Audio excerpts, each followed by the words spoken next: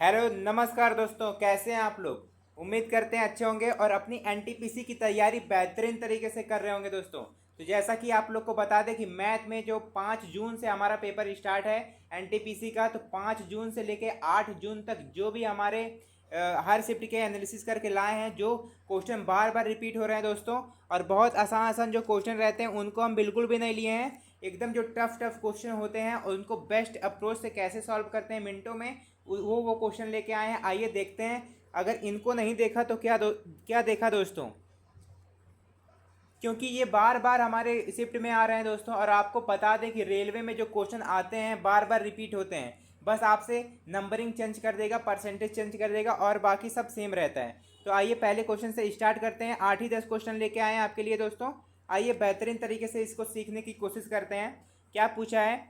पूछा है हमारा ट्रायंगल ए बी सी में डी ई का पैरेलल ए सी है दोस्तों। ठीक है, यहाँ पे डी ई का क्या है? पैरेलल ए सी है, जहाँ डी और ई क्रम से भुजाओं ए बी और बी सी पर स्थित बिंदु है। यदि बी इक्वल टू 8 सेंटीमीटर है, A D equal to 7 centimetre है, तो ट्रायंगल बी डी ई के क्षेत्रफल और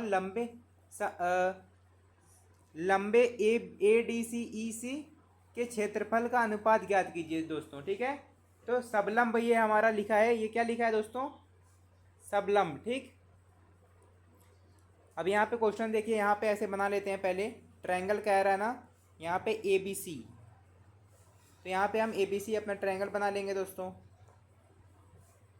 ए बी सी ट्रायंगल हमारा बन गया।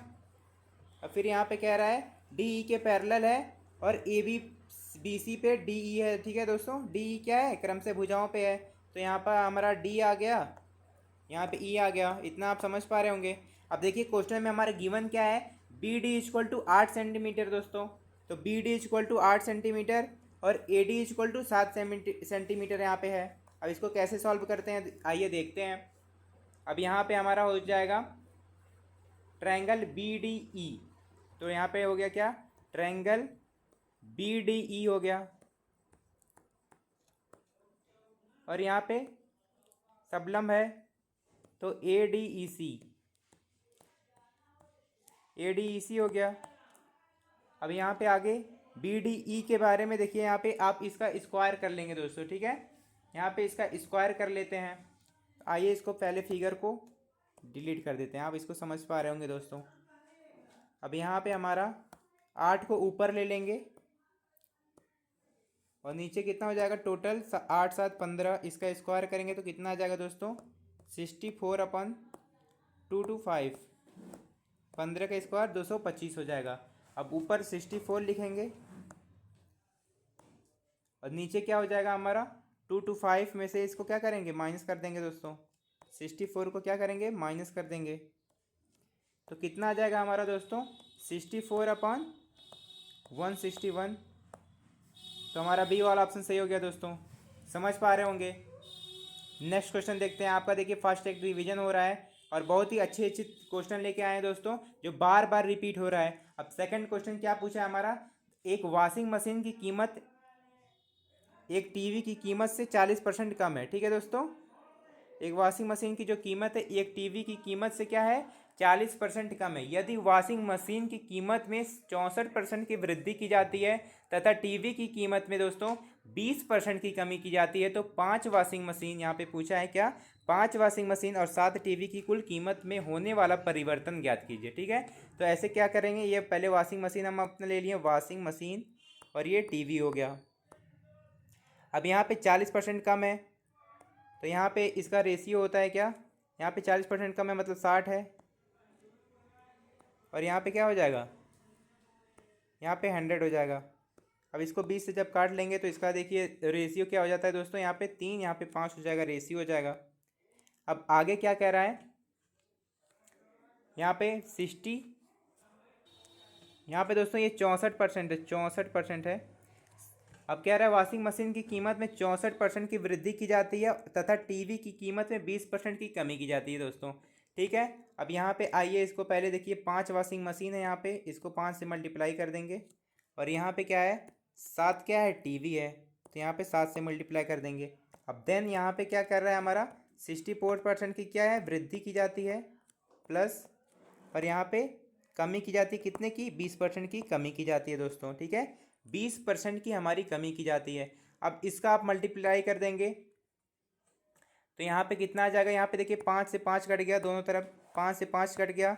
अब 64 इंटू 3 करेंगे तो 192% आ गया हमारा क्या, वॉशिंग मशीन। और टीवी का अगर मल्टीप्लाई करेंगे 7 से 20 का तो 140% आ गया किसका, टीवी का आ गया दोस्तों। अब देन इसके आगे क्या करना है हमको, इसके आगे दोस्तों हम इसका डिफरेंस लेंगे, 192 और 140 का डिफरेंस लेंगे तो कितना हो जाएगा, 52। और इनको प्लस करेंगे, यहाँ पे 7 है यहाँ पे 3 है, इनको प्लस करेंगे तो नीचे 10 आ गया। अब यहाँ पे 10 से डिवाइड करेंगे तो क्या आ जाएगा हमारा 5.2, क्या हो जाएगा, इंक्रीज हो रहा है हमारा दोस्तों ना, इंक्रीज बढ़ रहा है। तो ए वाला ऑप्शन सही हो गया। तो इस क्वेश्चन का ऑप्शन हमारा कौन सा, ए वाला सही हो गया, 5.2%। उम्मीद करते हैं आप अच्छी तरीके से समझ पा रहे होंगे दोस्तों। यदि समान ब्याज दर पर 2 वर्ष में साधारण ब्याज 56 और चक्रवृद्धि ब्याज 58 है तो मूलधन क्या है। तो एस आई और सी आई के बारे में दिया है कि अगर एस आई 56 है और सी आई 58 है तो मूलधन आप ज्ञात कीजिए। अब यहाँ पे बेस्ट अप्रोच हमारा लगाते हैं। देखिए मान लीजिए यहाँ पे प्रिंसिपल है तो दिया तो है नहीं, प्रिंसिपल है। अब यहाँ पे पहला साल है, यहाँ पे दूसरा साल है दोस्तों। अब पहले साल में हमको मान लीजिए इसका 28 मिलता है, क्योंकि 2 साल में 56 मिल रहा है तो डिवाइड करेंगे तो 28 आ जाएगा। तो पहले साल में 28 मिल रहा है, दूसरे साल में भी 28 ही मिलेगा, लेकिन चक्रवृद्धि ब्याज है तो 28 का जो है कितना बढ़ रहा है, यहाँ पे 2 बढ़ रहा है ना, 2 बढ़ रहा है मतलब क्या हो रहा है, इंटू 1/14, 2 ही तो बढ़ रहा है हमारा। तो 28 का 1/14 हो जाएगा, तो यहाँ पे हमारा 2 बढ़ रहा है। ठीक है दोस्तों, तो एस आई और सी आई का 2 अंतर आया था ना। अब यहाँ पे क्या कर लेंगे आप, सिंपल 1/14 से 14 इंटू है इक्वल टू 28 कर लेंगे। हमारा प्रिंसिपल निकालना है। अब प्रिंसिपल निकालने के लिए 28 इंटू 14 करेंगे तो हमारा क्या आ जाएगा, 392 आ जाएगा दोस्तों। तो कोई ऑप्शन है क्या, बी वाला ऑप्शन सही हो गया, 392। नेक्स्ट क्वेश्चन देखते हैं दोस्तों। देखिए दोस्तों, यूट्यूब पे आसान आसान क्वेश्चन लोग करवाते हैं क्योंकि आसान क्वेश्चन ही बच्चे पसंद करते हैं, लेकिन आपका टाइम हम खराब नहीं करेंगे आसान क्वेश्चन को बता करके। इसीलिए जो क्वेश्चन आपसे नहीं बन पाते हैं और बार बार हर शिफ्ट में पूछे जा रहे हैं, इसलिए आपके लिए क्वेश्चन लेकर आए हैं। तो इसको आप ध्यान से देखिए, 2 बार देखिए दोस्तों मिनिमम, आपको समझ में आ जाएगा। ठीक है, और जो बच्चे पढ़े होंगे तुरंत आप उसको पकड़ ले रहे होंगे। ठीक है, अब क्या पूछ रहे हैं, शुद्ध दूध वाले एक कंटेनर में 35% पानी से बदल दिया जाता है। प्रक्रिया 3 बार दोहराई जाती है। तीसरे ऑपरेशन के अंत में दूध की शुद्धता, अब क्या कह रहा है कि आप मान लीजिए 100 लीटर दूध है, अब उसमें से मिक्सचर में से 35% पानी निकाल रहे हैं।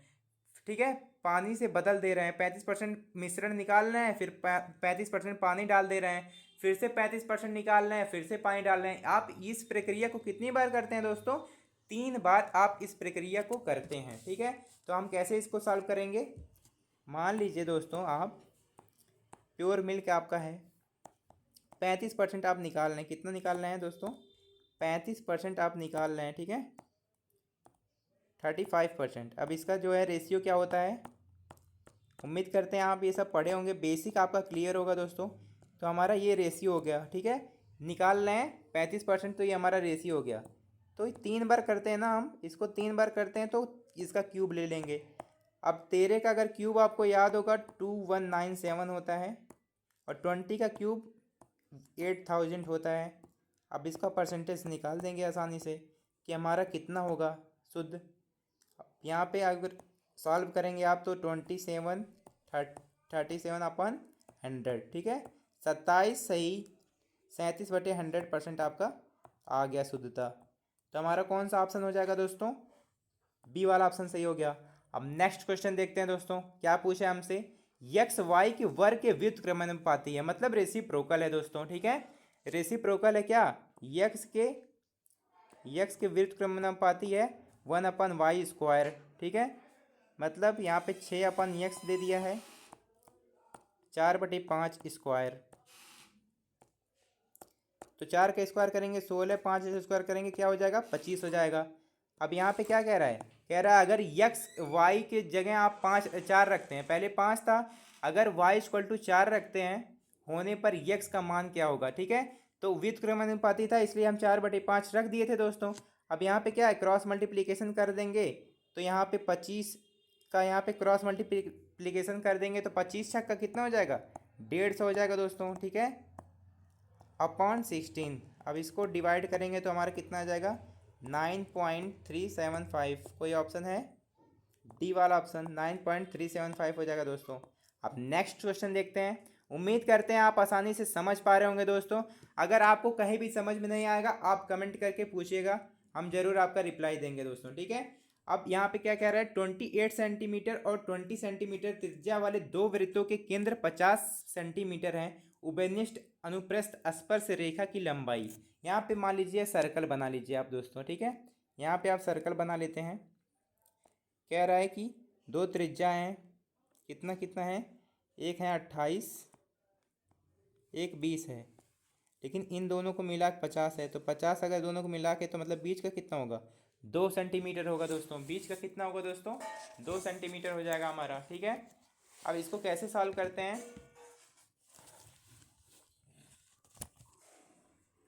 तो यहाँ पे हमारा एक फार्मूला होता है, ठीक है दोस्तों। यहाँ पे TCT फार्मूला एक होता है हमारा, अंडर रूट लेंगे D² minus R1 plus R2 का स्क्वायर ले लेंगे। अब यहाँ पे D² मतलब हमारा क्या हो जाएगा, जो टोटल दिया है हमारा 50, उसका स्क्वायर ले लेंगे, 50 का स्क्वायर, फिर माइनस 48 हो जाएगा। यहाँ पे 20 प्लस 28 को करेंगे ऐड, फिर 48 का स्क्वायर ले लेंगे। अब 50 के स्क्वायर में से 48 के स्क्वायर को जब माइनस करेंगे दोस्तों तो यहाँ पर 14 हो जाएगा, ठीक है।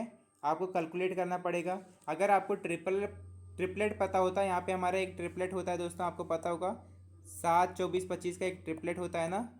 यहाँ पे अगर मान लीजिए हम 2 से मल्टीप्लाई करते हैं तो हमारा कितना हो जाएगा, 14, 48 और 50 का हो जाएगा। तो 50 और 48 हमको पता है, तो यहाँ पे हमारा 14 आंसर निकल के आ गया। तो सी वाला ऑप्शन हो गया दोस्तों हमारा सही। अगर आपको ट्रिपलेट पता है तो आप आसानी से ऐसे कर लेंगे, वरना आपको 50 का स्क्वायर निकाल के 48 का स्क्वायर को माइनस करना होगा। अब 7वां क्वेश्चन क्या पूछ रहा है दोस्तों, हमारा चुनाव पे है। दो उम्मीदवार के बीच एक चुनाव में दोस्तों यहाँ पे 80% लिखा है, ठीक है, 80%, ठीक, 80%। मतदाताओं ने अपना वोट डाला जिनमें से 53 वोट अवैध घोषित कर दिया। यहाँ पे देखिए ध्यान से आपको पढ़ना है दोस्तों। यहाँ पे कई बच्चे गलत कर देते हैं, यहाँ पे 53% पढ़ लेंगे उसको, लेकिन यहाँ पे 53 वोट ही हमारा अवैध है, ठीक। विजेता को सूची के सभी मतदाताओं में से 98% वोट मिले, ठीक। 98% वोट, यहाँ पे 48% है, 98% वोट मिले दिया है, यहाँ पे 48 कर लेंगे, ठीक है। 48% वोट मिले और संख्या वह 1033 वोटों से जीत गया, ठीक। 1033 वोटों से 1013 वोट, 1013 वोटों से जीत गया। सूची में मतदाताओं की संख्या क्या होगा दोस्तों, यहाँ पे आप सही कर लेंगे। यहाँ पे थोड़ा मिसप्रिंट हो गया है, यहाँ पे 48% हो जाएगा और कितने वोट से जीत रहा है, 1013 वोट से जीत रहा है। अब हम कैसे करेंगे क्वेश्चन को सॉल्व, आइए बेस्ट अप्रोच आपको बताते हैं। लगाने का तरीका तो कई है दोस्तों, लेकिन हम जैसे बताएंगे वैसा नहीं कोई बताएगा दोस्तों, ठीक है। 80% इक्वल टू हमारा क्या हो जाएगा दोस्तों, 80% मतदाताओं ने वोट डाला है और 59% अवैध हो गया, 59 नहीं 59 वोट अवैध हो गया। और 48% क्या है हमारा दोस्तों, जीतने वाला उम्मीदवार को मिला है, ठीक है, वोट मिले। और हारने वाले को कितना मिलेगा, 48 में से माइनस जो होगा 1013 जो है माइनस होगा, ये हारने वाले का मिल जाएगा दोस्तों 1013। क्वेश्चन में दिया है ना 1013 है, ठीक। तो यहाँ पे देख लेंगे दोस्तों, ठीक है, 1013। अब देन इसको सॉल्व करते हैं। 80% यहाँ पे दोस्तों, यहाँ पे 48% ये है। अब इसको माइनस करेंगे, 48% को इसको माइनस करेंगे दोस्तों, तो हमारा कितना हो जाएगा, 16% हो जाएगा यहाँ पे, ठीक है। 16% यहाँ पे हो गया दोस्तों। अब 1000 यहाँ पे 1013 फिर 53 है, इसको माइनस करेंगे तो 960 हो गया, ठीक है। कितना हो गया दोस्तों, 960। तो यहाँ पे दोस्तों हमारा 16% कैसे आया, यहाँ पे देखिए एक 48% यहाँ पे है, एक 48% यहाँ पे है दोस्तों, तो 96 हो जाएगा। और 96 में से 80% को घटाएंगे तो कितना हो जाएगा, 16% हो जाएगा। अब यहाँ पे 1013 में से 53 को घटाएंगे तो कितना हो जाएगा, 960 हो गया। अब 16% इक्वल टू 960 दिया है और हमारा 100% पूछा है दोस्तों, तो 100% इक्वल टू कितना हो जाएगा, 16 को इसको काटेंगे तो 16 छः 96 60 हो जाएगा। अब यहाँ पे मल्टीप्लाई कर देंगे 100 से तो 6000 हमारा क्या हो जाएगा। सूची में मतदाताओं की संख्या पूछी है ना, तो हमारा 6000 हो जाएगा दोस्तों। सी वाला ऑप्शन सही हो गया। ऐसे बेस्ट अप्रोच से आपको सॉल्व करना है दोस्तों, ठीक है। अब नेक्स्ट क्वेश्चन देखते हैं। नेक्स्ट क्वेश्चन क्या पूछा है, एक दुकानदार किसी वस्तु को उसके अंकित मूल्य पर 58% और 80% की दो क्रमिक छूट पर इतना में बेचता है 770 में। यदि उसके द्वारा कोई छूट नहीं दी गई होती तो वह 25% का लाभ अर्जित करता। ठीक है दोस्तों, यहाँ पे इसको कैसे सॉल्व करते हैं। मान लीजिए यहाँ पे CP है, ठीक, यहाँ पे MP है मान लीजिए। अब यहाँ पे कह रहा है 58% पहला छूट देता है, 58% पहला छूट देता है। दूसरा छूट कितने की देता है, 80% का। अगर छूट देता है तो हम माइनस लिख देंगे उसके सामने, छूट देता है तो माइनस। यहाँ पे 80% का छूट दे रहा है और यहाँ पे 58% का छूट दे रहा है, ठीक है। ये हमारा ओरिजिनल प्राइस है, ये हमारा सेलिंग प्राइस है जो बेच रहा है। कितने में बेच रहा है दोस्तों, 770 में बेच रहा है, ठीक है, 770.7 में बेच रहा है। अब यहाँ पे क्या कह रहा है, कह रहा है कि अगर 25% का, यदि उसके द्वारा छूट नहीं दी गई होती तो 25% का लाभ होता दोस्तों, ठीक है। तो यहाँ पे हमारा 25% का लाभ होता, तो यहाँ पे प्लस कर लेंगे 25%। अब इसको सॉल्व कैसे करते हैं, 25% का लाभ होता है मतलब इसको क्या करते हैं, 5/4 हो जाएगा। फिर 58 माइनस करेंगे आप 100 में से, तो 58 अगर 100 में से माइनस करेंगे दोस्तों कितना हो जाएगा, तो 42/50 हो जाएगा। अब इसको रेशियो से काट लेंगे 2 से, तो 21/50 हो गया दोस्तों। अब यहाँ पे -80% है, 80% का छूट दे रहा है, तो हमारा क्या हो जाएगा, 1/5 इसका रेशियो होता है, ठीक है दोस्तों। अब देन इसको आगे सॉल्व करते हैं। अब इसको सॉल्व करते हैं, यहाँ पे देखिए कितना हो जाएगा दोस्तों। इसको सॉल्व करेंगे तो यहाँ पे 5 से 5 काट लेंगे, ऊपर 21 हो जाएगा, नीचे 50 चौके 200, 50 चौके कितना हो जाएगा, 200 हो जाएगा दोस्तों। अब इसका मल्टीप्लाई करेंगे 770.7 से, ठीक है, 770.7 से मल्टीप्लाई करेंगे तो 36.7 से ये मल्टीप्लाई हो जाएगा, ठीक है। अब वही मल्टीप्लिकेशन आपको नीचे भी करना होगा दोस्तों। यहाँ पे मल्टीप्लाई इसका कितना है, कितना गुना है, 21 का दोस्तों 36.7 गुना 770.7 हो गया। अब इसका भी इतना गुना आपको लेना पड़ेगा, 36.7 गुना इसका लेना पड़ेगा। अब इसका मल्टीप्लाई कर देंगे तो कितना आ जाएगा, 7340। ये हमारा कौन सा ऑप्शन हो गया दोस्तों, 7340, बी वाला ऑप्शन सही हो गया। आप इसको मल्टीप्लाई कर लेंगे। अब नेक्स्ट क्वेश्चन क्या पूछा है हमसे दोस्तों, 185 मीटर लंबे एक ट्रेन विपरीत दिशा में 9.9 किलोमीटर घंटा की गति से चल रहे हैं, व्यक्ति को 6 सेकंड में पार करती है। ट्रेन की गति बताइए आप, ठीक है, ट्रेन की गति हमसे पूछ रहा है दोस्तों, ठीक। तो यहाँ पे मान लीजिए 185 मीटर है, 185 मीटर हमारा दोस्तों है। तो इसको कैसे करेंगे, 9.9 किलोमीटर प्रति घंटा चल रहा है ना। अब इसको मीटर पर सेकंड में बदलने के लिए क्या करेंगे दोस्तों, 5/18 से मल्टीप्लाई कर लेंगे। क्या करेंगे, 5/18 से मल्टीप्लाई कर लेंगे दोस्तों, ठीक है। अब देन क्या कह रहा है, 6 सेकंड, 6 सेकंड में पार करती है, तो यहाँ पे 6 सेकंड लिख लेंगे दोस्तों, 6 सेकंड। यहाँ से 6 से 3 बार में जाएगा, 18 जाएगा। अब यहाँ पे क्या होगा हमारा, यहाँ पे क्या होगा, इसको 5 से काटेंगे 185 को, तो 37 हो जाएगा यहाँ पे। अब 37 हो जाएगा दोस्तों। अब यहाँ पे क्या हो जाएगा हमारा 111, क्योंकि यहाँ पे 3 है, 3 को 37 से मल्टीप्लाई करेंगे 111, और यस प्लस 9.9 हो जाएगा दोस्तों, ठीक है, 9.9। अब देन इसको क्या करेंगे, इसको 111 में से 9.9 को माइनस करेंगे तो कितना हो जाएगा, 101.1। तो हमारा कौन सा ऑप्शन है, ये वाला ऑप्शन सही हो गया, 101.1 आ जाएगा दोस्तों। उम्मीद करते हैं दोस्तों ये सब क्वेश्चन आपको शायद नहीं आ रहे होंगे, लेकिन समझाने के बाद आप अच्छी तरीके से कर लिए होंगे। अगर आपकी तैयारी अच्छी होगी तो उम्मीद करते हैं आपको यहाँ से क्वेश्चन देखने को जरूर मिलेगा दोस्तों, क्योंकि ये हर शिफ्ट में पूछे जा रहे हैं। तो रेलवे में हर शिफ्ट में जो पूछे जाते हैं वो आपके भी शिफ्ट में पूछे जाएंगे। तो इन क्वेश्चन को छोड़ के नहीं जाना है, इनको 1-2 बार और देख लीजिएगा। क्वेश्चन थोड़ा टफ करवाए हैं दोस्तों, यूट्यूब पे देखिए जो लोग आसान करवाते हैं कि लोग देखें, लेकिन नहीं, आपका टाइम नहीं खराब करना है दोस्तों, ठीक है। इसलिए आपको हम बेस्ट क्वेश्चन लेकर आए हैं जो हर शिफ्ट में पूछे जा रहे थे। अब यहाँ पे हमारा लास्ट क्वेश्चन है 10वां, नीचे दी गई संख्याओं में से कौन सी संख्या 24 से पूरी तरह विभाजित है। ये तो दोस्तों बहुत तुच्छ सवाल है, ठीक है, बहुत ही आसान सवाल है। इसका कमेंट में आपको जवाब देना पड़ेगा, ठीक है दोस्तों। इसका आप कमेंट में जवाब दीजिएगा दोस्तों, ठीक है। देखते हैं कौन कौन कर ले रहा है। जो सीरियस बच्चे होंगे वो इसका कमेंट में जवाब जरूर देंगे, ठीक है दोस्तों। ऐसे ही बेहतरीन वीडियो पाने के लिए हमारे चैनल के साथ जुड़े रहिए, इसको सब्सक्राइब करके हमारे साथ जुड़े रहिए, ठीक है दोस्तों। जय हिंद, धन्यवाद।